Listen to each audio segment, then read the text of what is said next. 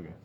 Sorry, so we're going to start with the arteries and veins of the cat above the diaphragm. So starting with the heart, we have, it's hard to see on this cat, but the aorta, the aortic arch comes off here, and then we have the first two branches of the aorta, the brachiocephalic and the left subclavian. So we're going to start with the brachiocephalic. So off the brachiocephalic, it will eventually become the right subclavian, and off of that we're going to branch off. And there's going to be the left and the right common carotid arteries. And then the right subclavian, which will become axillary and so on. We're going to start with the left common carotid. Going up, you see the thyroid gland here. So the artery going above that is the superior thyroid artery. And then parallel to that, on the other side of the carotid, is the muscularis artery. So going above that, we get to the larynx. The artery going to the larynx is the laryngeal artery. Just above that is the lingual artery. And at this point, the carotid will change directions and become the external carotid. It's a very short segment, just this here, because it branches off again into the external and internal maxillary arteries.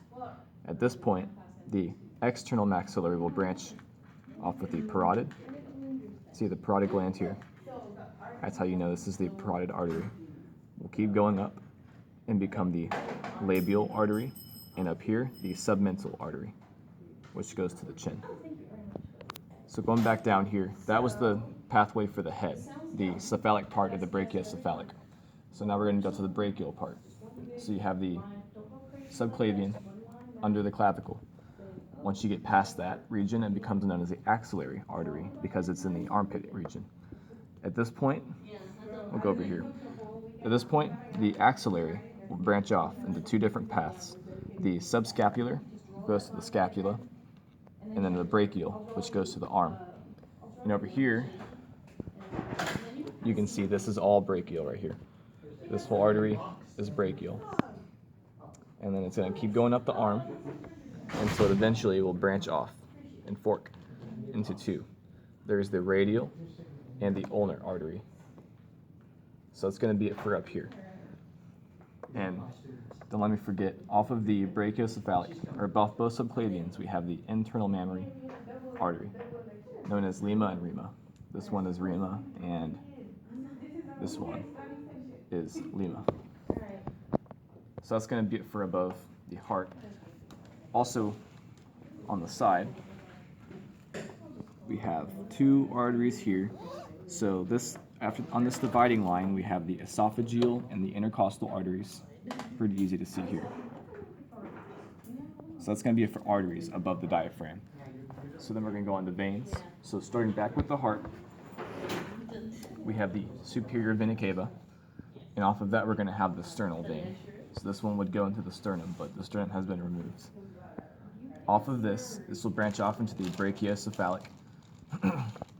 Note that on the veins, there's two brachiocephalic versus one on the arteries, because on the arteries, the right branch supplies both the common carotids, whereas both of these branches have their own respective jugular vein. So we have the superior vena cava branches off into the two brachiocephalic. Off of the brachiocephalic will be the right and left subclavian and the external jugular vein. Off of the external jugular vein will be the internal jugular vein right here that goes up into the head. The left one on our cat has been removed, or did not grow, so you can't see it, but it would stem off about here and go up. And then on the other last vein we have to know is the azygos, which if you flip this all to the side, you see here. It's pretty big. That's the azygos vein. And that's it for the veins and arteries above the diaphragm. So then we go on to below the diaphragm. And starting around the center here, we're going to do arteries. And so the first thing you'll get is the celiac artery. And down here, off the celiac, you'll see these two arteries here. This is the gastric. It goes here. And then below that is the hepatic artery. It's hard to see, but it's located below. So this right here is the hepatic. So then keep on going down the celiac. We have this branch here that goes to the spleen. This is the splenic artery. And then continuing on down, we're going to get the superior mesenteric artery, which will branch off into two arteries, the intestinal here, which goes to the intestines, and the colic, which goes to the colon and forms a colic loop.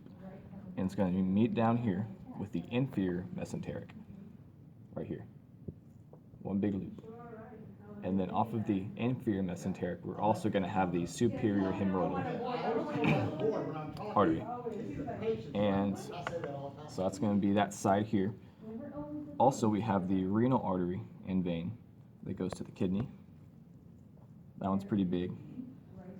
And next to that, we have the adrenolumbar artery right here, next to the adrenal gland. And then from that same origin, so we have the adrenolumbar going this way, going perpendicular basically to it is the phrenic. This one goes to the diaphragm, right here. That's the phrenic. So then going back down, we're going to see the testicular artery here. If we had this was a female cat, we'd have the ovarian artery, which would originate in the same place, but would go just horizontal down here to the artery, or the ovary, my bad. But the testicular one's going to go down here, and it's going to meet up with the vas deferens, right here, which feed into the spermatic cord. And then going down here, we're going to have the iliolumbar artery and vein, respectively. And then you keep going down, and we're going to get deep down into here. We have the external iliac artery. One more level down, we have the internal iliac artery. And the caudal is hard to see, but it's a little deeper. But caudal is right here. Caudal artery. You all see that? Mm-hmm. Okay. So then, let's see, it's to the leg. And on the leg, we are going to have the femoral artery and the deep femoral artery here. And respectively the same for the veins. It's going to go down here. And you see, I don't really see a major artery here, but there is the saphenous vein, greater saphenous vein. And the femoral artery will branch off into two sections, the saphenous and the popliteal. Here you can see both. Popliteal artery, popliteal vein. We're going to go on to this side here, and you can see the continuation of the popliteal artery right here. The popliteal artery will branch off into two arteries, the anterior and posterior tibial artery, which you can see right here. We have posterior and anterior tibial arteries. Let me correct that.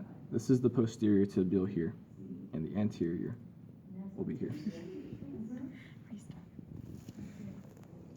And that is it for the arteries. Veins, very similar. There's not as many of them, but they all have the same names. So we have the renal vein here. We go down with the inferior vena cava and adrenolumbar, same as the artery.